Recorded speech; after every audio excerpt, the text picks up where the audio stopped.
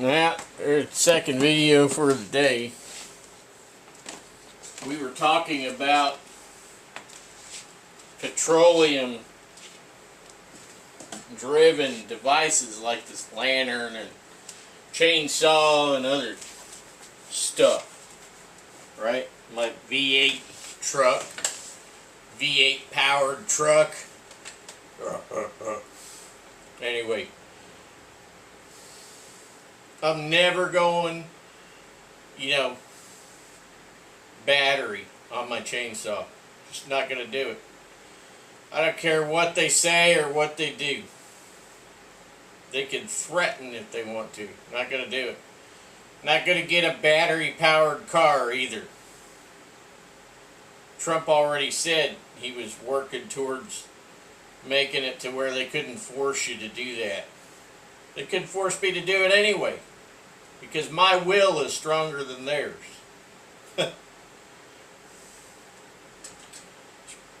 Get all that crap.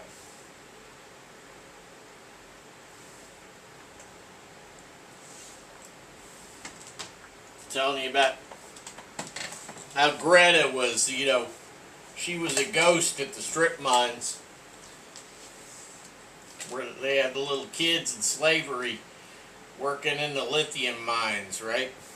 To produce batteries for their EVs, right? Your electric vehicles. No, not going to do it. And I refuse to have a Coleman lantern that doesn't use gas, gasoline, petroleum.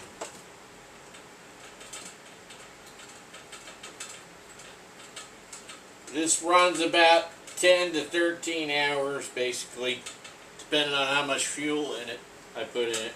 I just lean it over and on its side there, lean it over on its side to where it's level there, and then just fill it all the way up with the cap on tight, and I can get, being conservative with it, I can get about 13 hours out of this lantern. That's right.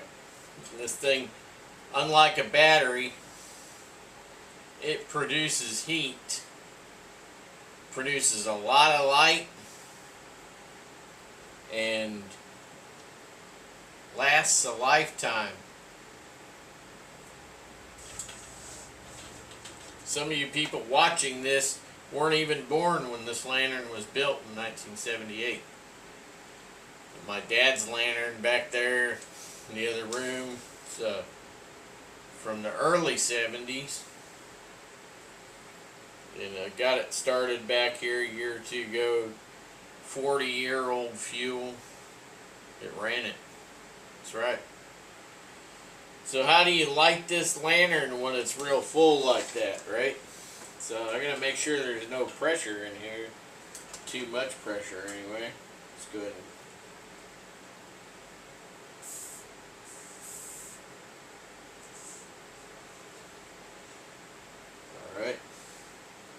let out anything that might be in there.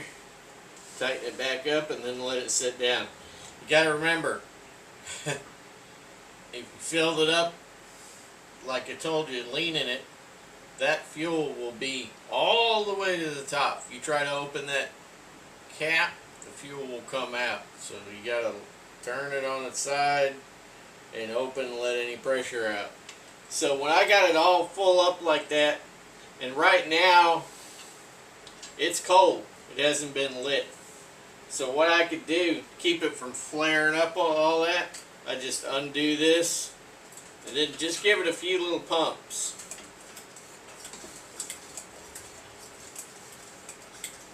Alright, there's 8 pumps. Now I'm going to go ahead and light this first. Alright, put it in there. Now just crack this valve.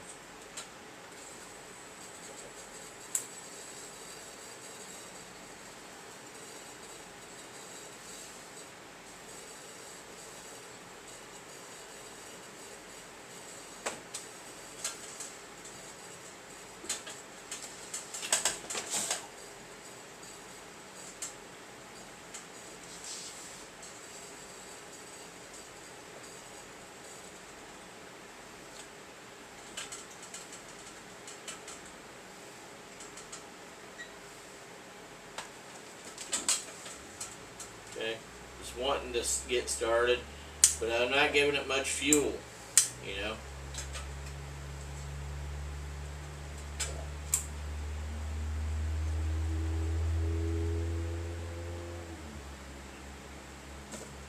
Just a little bit of fuel. Now I'm going to give it a little more pressure.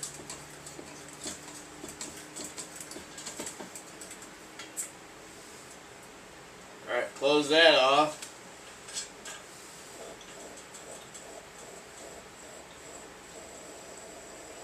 There we go. Now they say, oh, open it all the way, and then I back it off just a little bit. You don't have to open it all the way. You can open it, you know, halfway or whatever.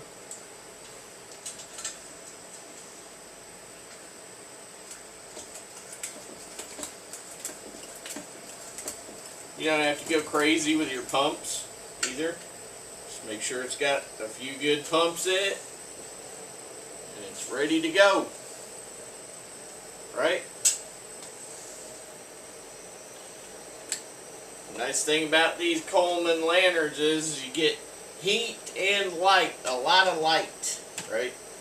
So, in an emergency situation, in a quote-unquote more or less like a survival situation even, you know, this could keep you alive through the, you know, through the coldest parts of the night.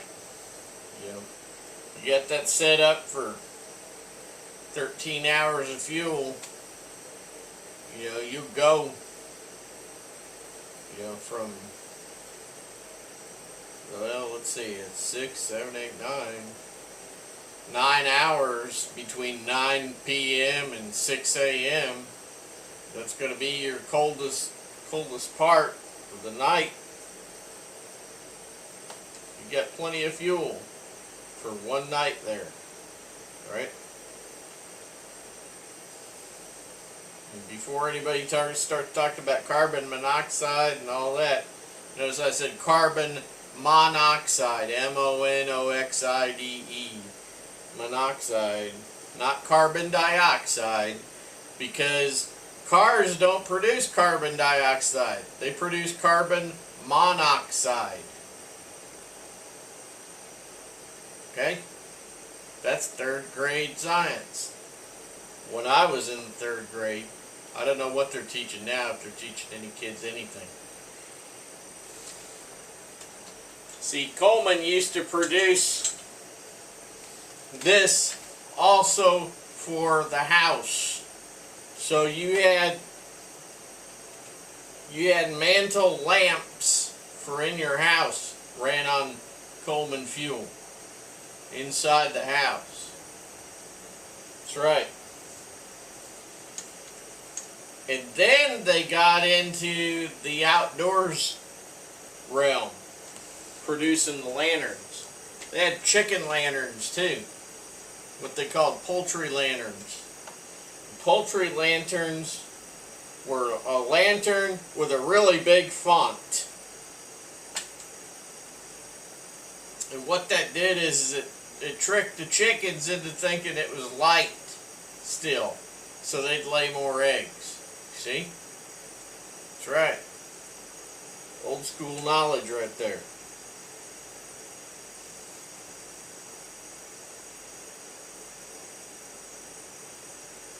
Something relaxing about a fueled lantern. Ain't nothing relaxing about an LED light. But there is something relaxing about a fueled lantern. Maybe it's just the sound it makes when it's going. Right? So,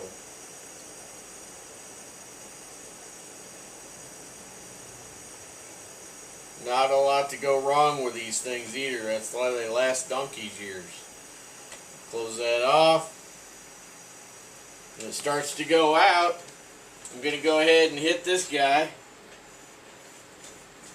And that will clean my generator.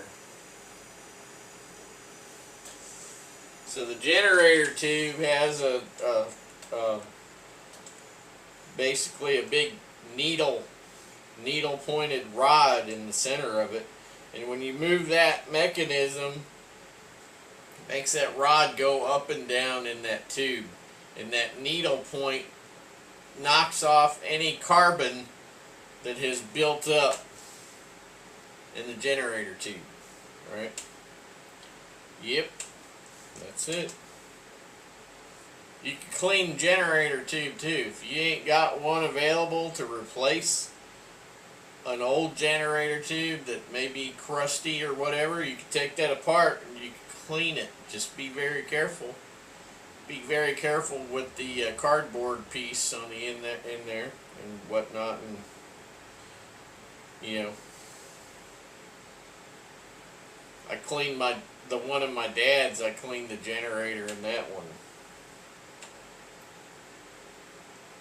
Got it working again. The only thing about my dad's is that I wanted to upgrade it. So I got some of that stuff to line the tank, you know. And I accidentally put just a little bit too much in there. And I got the pickup tube at the same time. So now I got to take it back apart and, you know, hit the pickup tube with some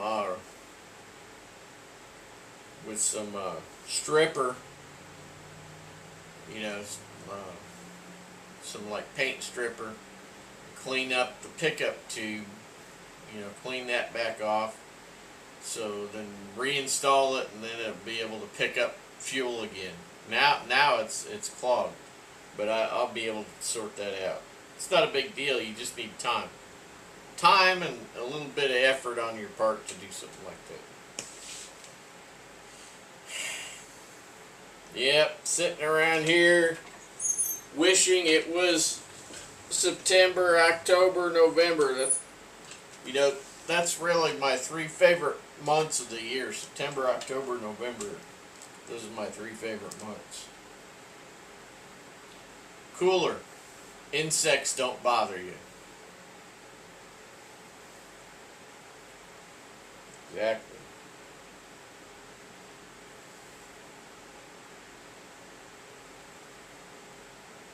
I got a lot of saw work coming up. I got trees to cut, trees to climb, trees to cut. Several trees are dead, kind of in the same little vicinity, and I'm thinking about putting a high line up between a couple of live trees. So what I did was I ordered a pulley from CMI. I ordered a CMI pulley. Safety pulley. It's good. It's good for cables, so you could use it on rope or cables. Anyway, I set that high line up. I set the high line up. I had the pulley on there, safety pulley, and hopefully those live trees will be tall enough. I'm hoping they'll be tall enough to where I can get up in the upper heights of those dead trees. If they're not, I'm gonna line it all up to where I can cut those upper parts to fall in a certain way, because I got a tall deer fence for my field right next to those doggone trees, and I don't want to damage that fence, so I may rig bull rope, but I may not. I'm still debating, because those trees are dead. They've been dead like three years probably, and I don't want to do anything that could snap that tree off while I'm there. I'm going to go ahead and set my flip line up with a quick disconnect, and I'll show you how I do that. The flip line will be on a quick disconnect, and what that means is that if I have the high line, if I'm connected into the high line in the tree that I'm on with my flip line and my tree gaffs, if that thing gives way while I'm up there, I'll be have the high line as a backup.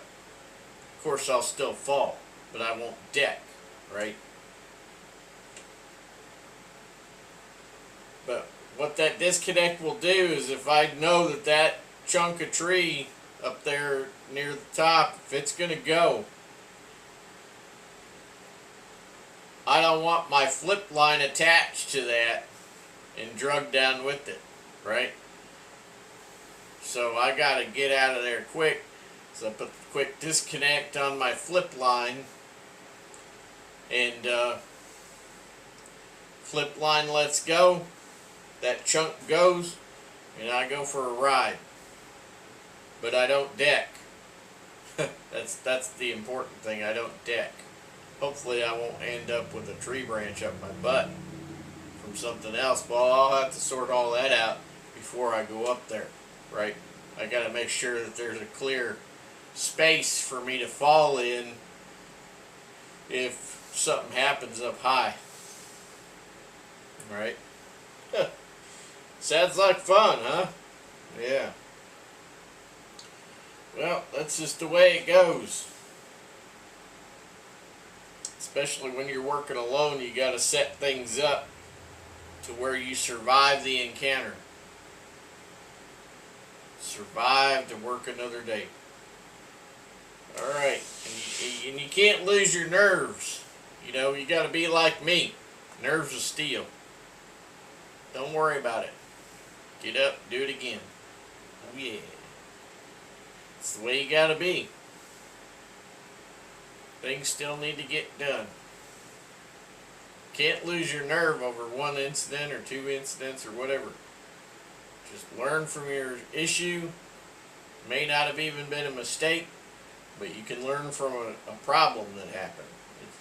A lot of this stuff is about problem solving. Do your best to do what you need to do.